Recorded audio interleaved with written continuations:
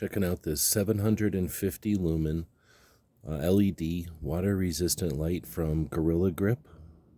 This one has 5 different light modes, and it has an adjustable beam that you physically move the bezel back and forth to adjust. This one has a clicky tail cap, and it's powered by 3 AAA batteries. They come into this harness. We're using these Power Owl rechargeables, and they give us really good power out of this. As you can see, it also has a nice nylon lanyard.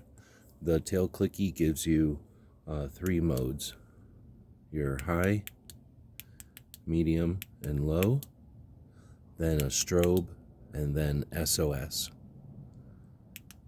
What's also nice is when you're in one of the modes, you can zoom it in by moving the bezel forward and zoom it out.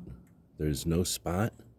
When you zoom it in, you actually can see the LED. It's pretty neat. You zoom it out, nice, good fill. It's pretty lightweight. It's all aluminum, water resistant. It's got a granulated bezel, so if you set it down, you're not going to burn it out. It's got nice knurling on the sides and a nice texture clicky. Hope this helps.